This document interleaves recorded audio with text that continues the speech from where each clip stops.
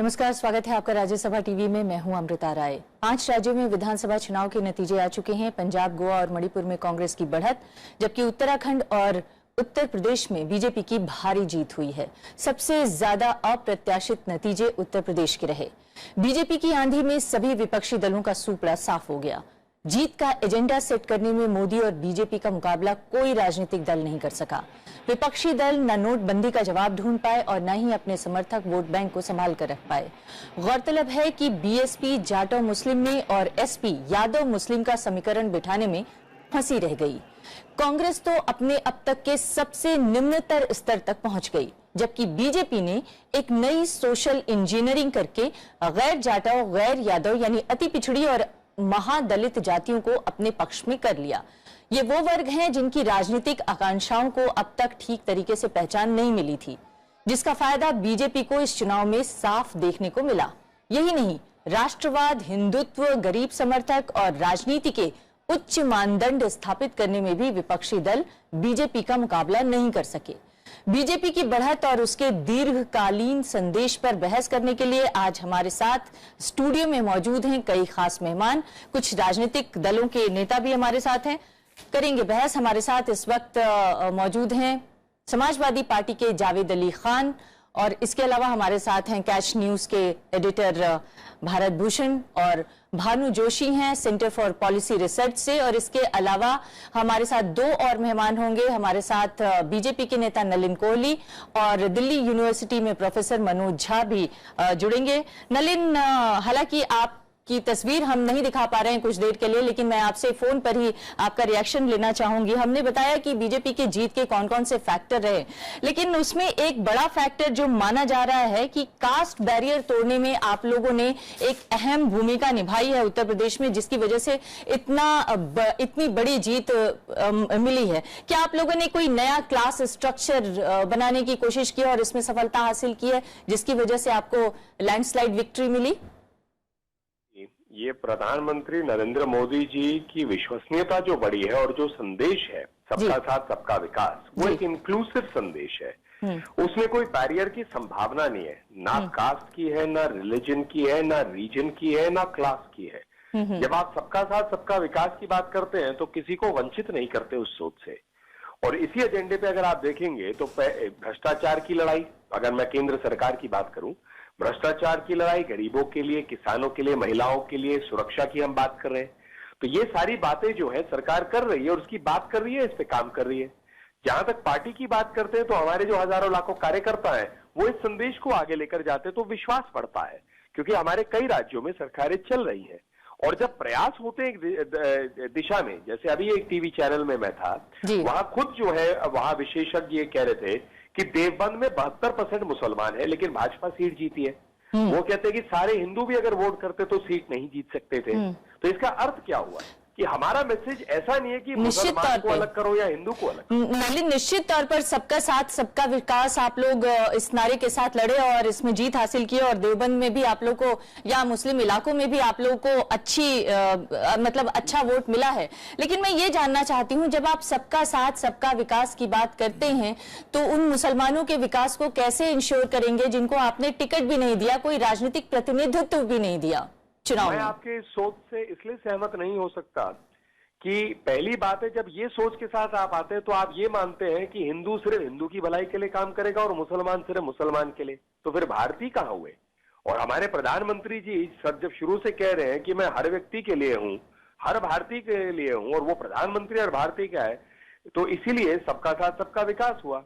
दूसरी बात, हमारे अध्यक्ष जी ने भी ये कहा कि हम विनेबिलिटी पे चुनाव के टिकट देते हैं। कुछ लोग हमारी पार्टी में भी विरोध कर रहे थे कि हम लोगों को टिकट नहीं मिला, लेकिन जिसकी जीत की क्षमता है उसको सोच के दिया जाता है।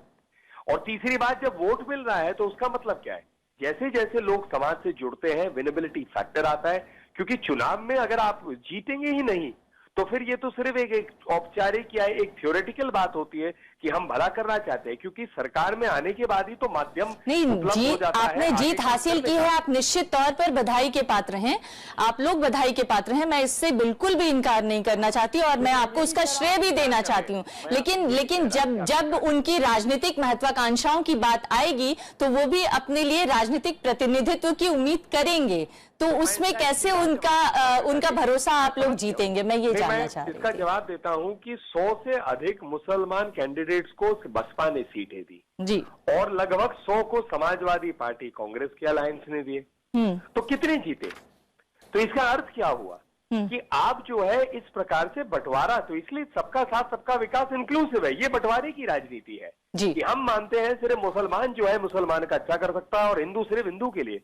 हम मानते हैं जो एमएलए होता है वो सबका एमएलए होता है, जो एमपी होता है सबका एमपी होता है, और प्रधानमंत्री तो पूरे देश के प्रधानमंत्री होते हैं। तो सेम जो मुख्यमंत्री बनेगा उत्तर प्रदेश का, वो हर नागरिक का मुख्यमंत्री है, उनके लिए ही नहीं जिन्होंने वोट किया।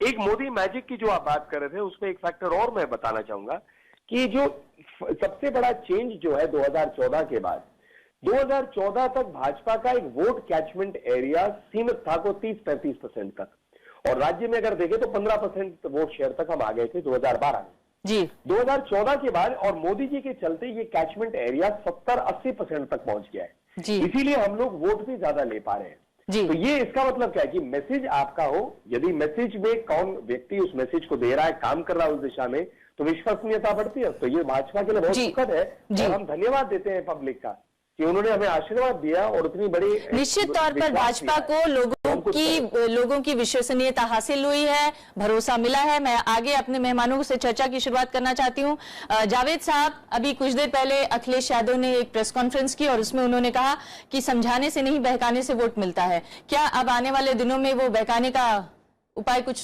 करेंगे क्या? नहीं, इस चुनाव के अंदर जिस तरह के परिणाम आए हैं वो निश्चित रूप से हमारी आशा के अनुरूप नहीं है, और उन्हीं परिणामों पर टिप्पणी करते हुए अखिलेश जी ने ये बात, लेकिन ये टिप्पणी क्या हार को हल्का नहीं करती है? नहीं, हार के कारणों पर तो समीक्षा की जाएगी, पार्टी के मुख्तलिफ फोरम्स पर हम लोग बात करेंगे क्या कारण रहे, वो कारण तो हम बाद में पता करेंगे। लेकिन अभी तो ऐसा ही लगता है क्योंकि हमारी सरकार ने अखिलेश जी की क़यादत में उत्तर प्रदेश के अंदर बहुत काम किए थे और वो काम दिख भी रहे थे, और इसीलिए हम लोगों ने नारा भी दिया था काम बोलता है। लेकिन अब जनता ने जिस तरीके का जनादेश दिया है उसको देख करके ये टिप्पणी की गई है। तो अब ये कहेंगे आप लोग कि काम नहीं बोलता?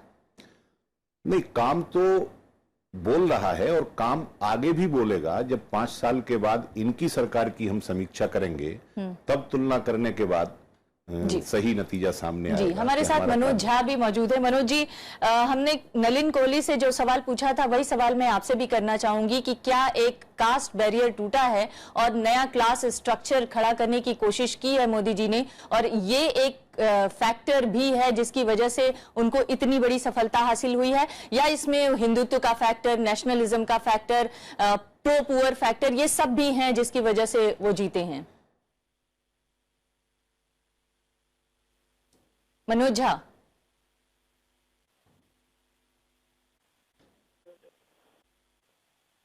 लगता है मनोज झा से संपर्क टूट गया है। भारत भूषण जी, मैं आपसे यही सवाल करना चाहती हूँ कि वो कौन से फैक्टर रहे? देखिए, कास्ट बैरियर नहीं टूटा है, बहुत जबरदस्त सोशल इंजीनियरिंग की है भारतीय जनता पार्टी ने। ट्रेडिशनल कास्ट ग्रुप्स टूटे हैं। कैसे टूटे हैं? देखिए, पहले अपर कास्ट तो उनके साथ ही था, जो ओबीसी था ओबीसी में फूट डाली गई, तो नॉन यादव ओबीसी दलित में भी फूट डाली गई और ओबीसी दलित में फूट डाल के नॉन जाटव अपनी तरफ कर लिया। जहां जो जातियां उनके पास नहीं आई और उन जातियों ने अपनी पार्टियां बना रखी थी, जैसे कुर्मियों का दल था अपना दल, राजभरों ने बनाया सोहेल देव भारतीय समाज पार्टी, उनके साथ समझौता किया। अगर ये खाली सबका साथ सबके विकास वाली बात होती तो आप ढूंढ ढूंढ के ओम प्रकाश राजभर को नहीं लाते, आप अनुप्रिया पटेल की अपना दल को अपने साथ नहीं लाते, वो तो अपने साथ आपके पास आ ही जाते ना, क्योंकि सबका साथ सबका विकास हो ही रहा था। तो ये सोशल इंजीनियरिंग हुई है। उन जाति समीकरणों को तोड़ करके एक नया जाति समीकरण बनाया गया, लेकिन केवल इसी से इलेक्शन नहीं जीता जाता। इसमें क्या इसको लपेटा गया किस चीज से? मोदी जी के करिश्मा से। मोदी, ये नया नेशनलिज्म है जिसमें हर एक भाजपाई अपने आप को तिरंगे में लपेट लेता है और क्या कहना सोशल चाहिए। इंजीनियरिंग को करिश्मे में की चाशनी में लपेटा गया और उसमें फिर उसमें सजावट हुई नेशनलिज्म के नगीने एस्पिरेशन की। जी। उसमें सजावट हुई कि हम तो प्रो पुअर हैं। लोगों को उज्ज्वला योजना में गैस दे रहे हैं, चाहे वो गैस आपको अब 750 रुपए की पड़ रही हो जो पहले सब्सिडी के साथ सस्ती मिलती थी। और साथ में इंश्योरेंस भी लिया गया। इंश्योरेंस है कि मान लीजिए कुछ भी काम नहीं किया तो फिर क्या करेंगे? उसके लिए फिर कम्युनलिज्म है आपके पास, उसके लिए कब्रिस्तान है, शमशान है, उसके लिए रमजान है, दिवाली है। तो जितने भी तौर तरीके हो सकते थे उसको बहुत ही मेटिकुलसली प्लान करके ये इलेक्शन लड़ा गया। लेकिन ये इंजीनियरिंग के उपाय तो दूसरी पार्टियों के पास भी थे। जैसे क्यों ऐसा हुआ कि समाजवादी पार्टी या बीएसपी दोनों केवल अपने अपने vote bank, specific vote bank जिसमें वो मुस्लिम को लुभा लें और जाटव को लुभा लें और यादव को लुभा लें, उस परंपरागत दुष्चक्र में ही रह गई। तोड़ चुके हैं ना उनके वोट बैंक को। तो जब काशीराम ने बहुजन समाज पार्टी बनाई थी तो क्या इस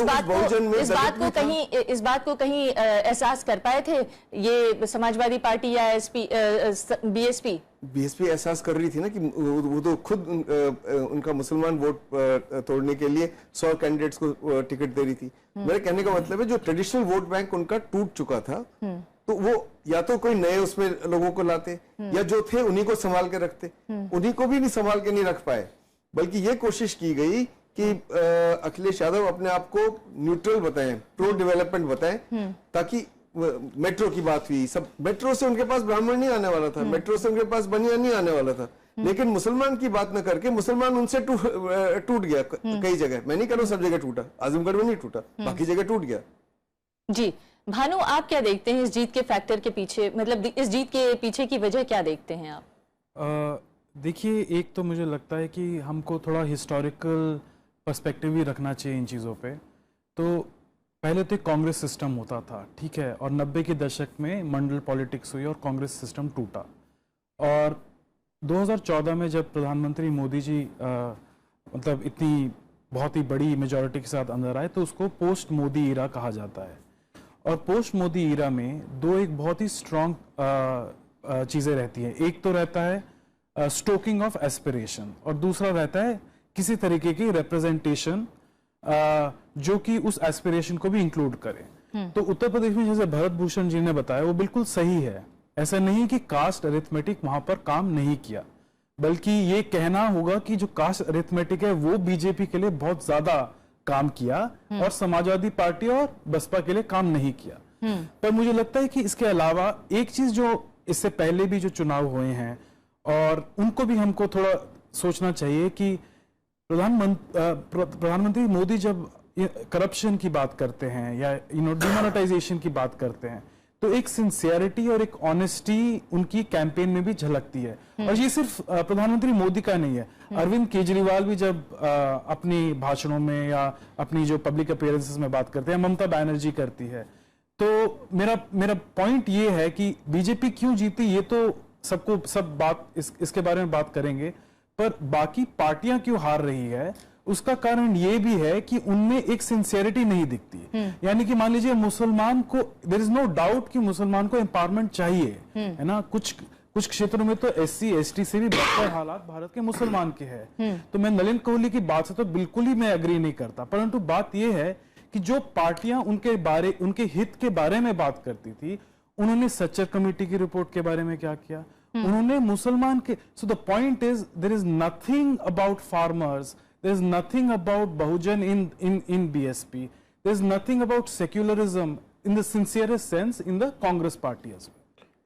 जी मनोज झा जी, हम लोग ये चर्चा कर रहे हैं कि बीजेपी की ये जो अप्रत्याशित जीत उत्तर प्रदेश और उत्तराखंड में देखने को मिली है और दूसरे राज्यों में भी उसका कोई वोट परसेंटेज में खास अंतर नहीं आया है, कुछ जरूर अंतर आया है मगर उतना ज्यादा नहीं है पंजाब को छोड़ दिया जाए तो इस बीजेपी के बेहतर प्रदर्शन के पीछे आप कौन से फैक्टर्स मानते हैं? क्या उसने बीजेपी ने सोशल इंजीनियरिंग में एक नई इंजीनियरिंग की एक नई परिभाषा अपनी तरफ से बनाई इसलिए उसकी जीत हुई, या फिर कोई और फैक्टर रहा?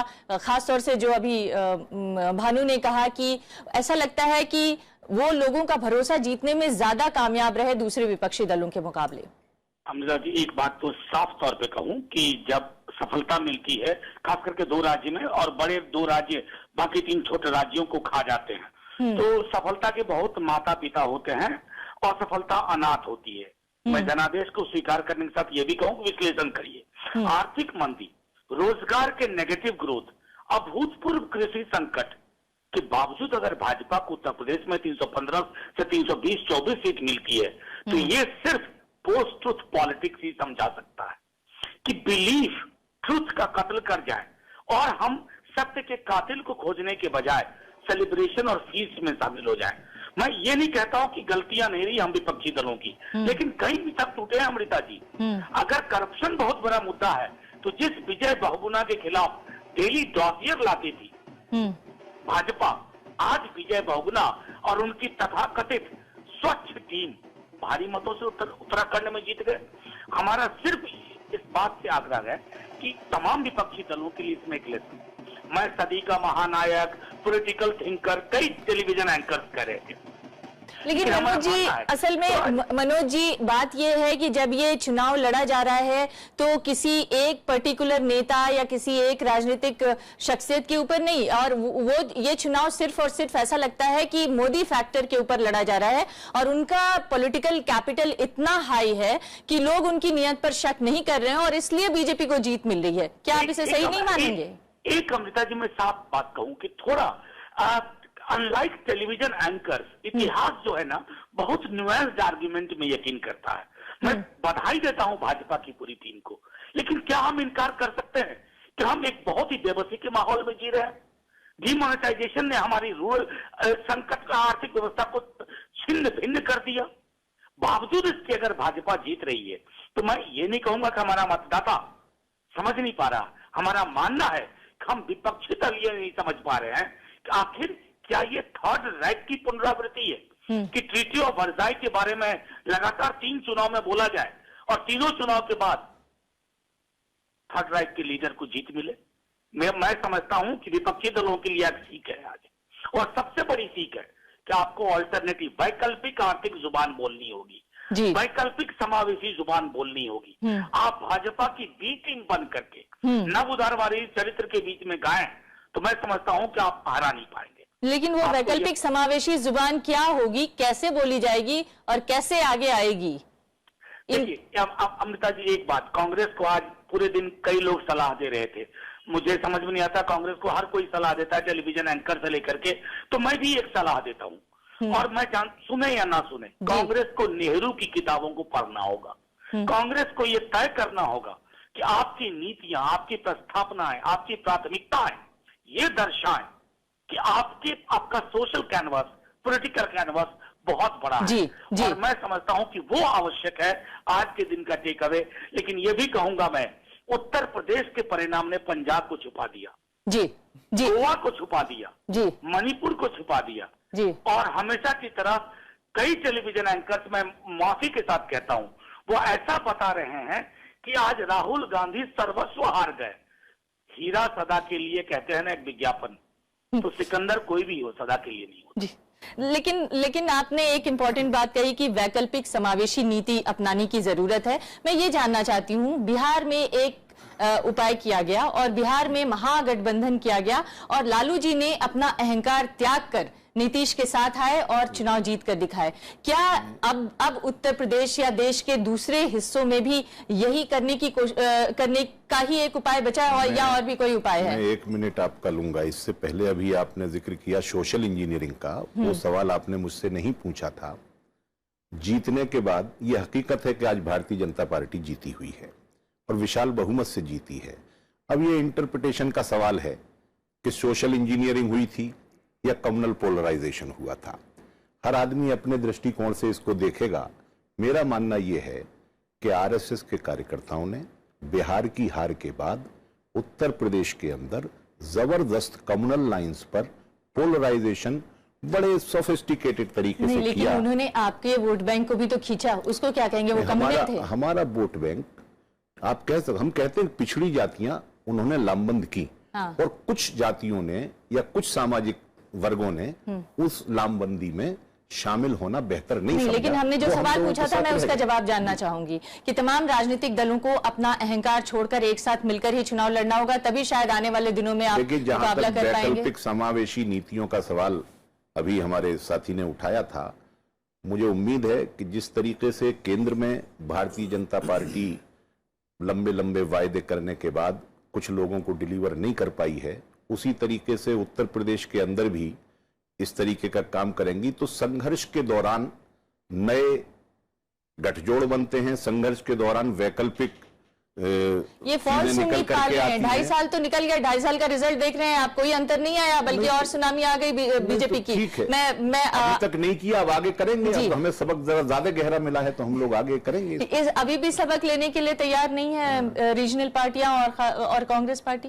देखते हैं क्या करते हैं, क्योंकि मुझे लगता है कि जो अलायंसेज अब बनेंगे, यूपी को लोग देखेंगे यूपी की पार्टियां क्या करती हैं, क्योंकि अगर ऑपोजिशन में भी है समाजवादी और कांग्रेस का अलायंस अगर चलता रहता है विपक्ष में भी, तो उन्हें बहुजन समाज पार्टी से को भी साथ में लेना पड़ेगा, तभी वो नहीं। लेकिन बहुजन समाज पार्टी आएगी कि नहीं, सवाल तो ये है ना। आएगी, क्योंकि अगर नहीं आएगी और अगर दलितों को लगता है कि मायावती और बहुजन समाज पार्टी के साथ उनका फ्यूचर नहीं है, तो ऐसी जबरदस्त सोशल इंजीनियरिंग होगी कि सबके सब भाग के बीजेपी के पास चले जाएंगे। जो बचा खुचा जाटा वोट है, मुझे नहीं लगता कि मायावती को बहुत ज्यादा नुकसान हुआ। अगर आप वोट परसेंटेज देखें तो खाली 2-3% का ही नुकसान हुआ है। 20-21%, हाँ, 22.8 के करीब है, या 3 है जो भी है। हाँ। तो 24-25 से खाली 2.5-3% का हुआ है। तो ऐसा नहीं है कि उनका वोट वहां से भाग गया है। बिल्कुल नुकसान अगर हुआ है तो समाजवादी पार्टी को थोड़ा हुआ है, क्योंकि इनका 25-26 होना चाहिए था अपना, और आके 21 या 22 पे रह गया है। तो ये हम 300 सीटें लड़े थे जी, पर ये जो सीटें जो लोग भाग गए हैं, ये कौन है? ये नॉन ओबीसी यादव नहीं है।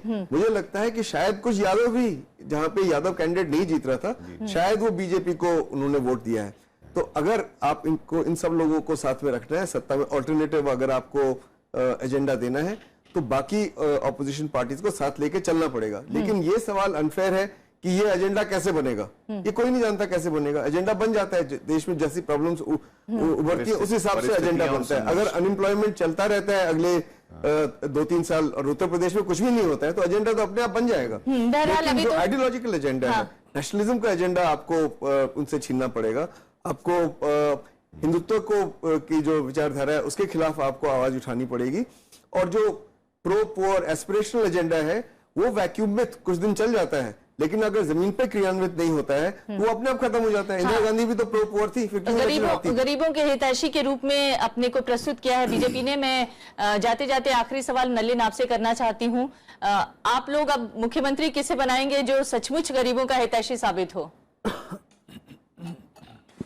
ये तो हमारी पार्लियामेंट्री बोर्ड और पार्लियामेंट्री पार्टी जो है वहां लेजिस्लेचर में वो तय करेंगी।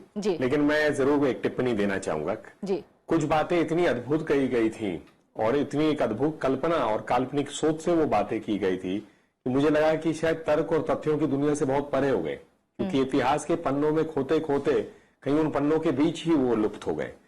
मतलब थर्ड राइक और जर्मनी के हिटलर के क्रिएशन तक हम लोग पहुंच गए। मनोज जी ने उसका दिया उदाहरण। मुझे लगता है कि जनता के लिए अगर सरल रूप से काम किया जाए, प्रो पुअर में काम करना पड़ता है। इंदिरा गांधी जी ने बंद कर दिया था, नेशनलाइज्ड बैंक्स कर दिए थे ताकि गरीबों के लिए अकाउंट खुले, लेकिन अकाउंट खुले ही नहीं। तो कैसे हुआ कि मोदी जी ने 25 करोड़ अकाउंट खोल दिए सिर्फ 1.5 साल में, सिर्फ क्योंकि उन्होंने कहा कि गरीबों की मेहनत करनी है। कैसे हुआ कि 52 लाख के एलपीजी दिए गए गरीब से गरीब? टॉयलेट्स कैसे बन रहे हैं देश में?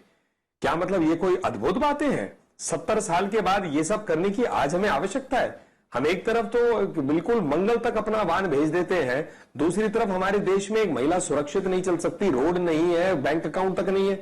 तो ये जो वैचारिक ढूंढ रहे हैं कई लोग मिलके कि हमें एक वापस वैचारिक करना पड़ेगा, सोचना पड़ेगा, क्या है, मुझे लगता है ज्यादा कठिन नहीं है। आम जनता, हिंदू हो, मुसलमान हो, सिख हो, ये बात सच है कि किसी भी वर्ग का हो, नलिन ये बात सच है, ये बात सच है कि बीजेपी को अप्रत्याशित सफलता मिली है। लेकिन ये भी सच है कि ये जो सब आप ऐतिहासिक अपना ये जो उपलब्धियां बता रहे हैं, ये कोई एक दिन के बैकग्राउंड पे नहीं बना है। आपकी मर्जी है ना सुनना चाहे तो। जी, ये भी सच है कि ये जो उपलब्धियां हैं वो सिर्फ एक दिन के बैकग्राउंड पर नहीं हासिल हुई है। बहरहाल आप सबको, आपको जीत की बधाई और तमाम दूसरे दलों के लिए ये एक सोचने का और विश्लेषण करने का आत्मविश्लेषण करने का वक्त है। उम्मीद है कि आने वाले दिनों में आप आत्मविश्लेषण से कोई नई ऊर्जा हासिल कर सकेंगे। बहुत बहुत शुक्रिया, नमस्कार आप सभी का।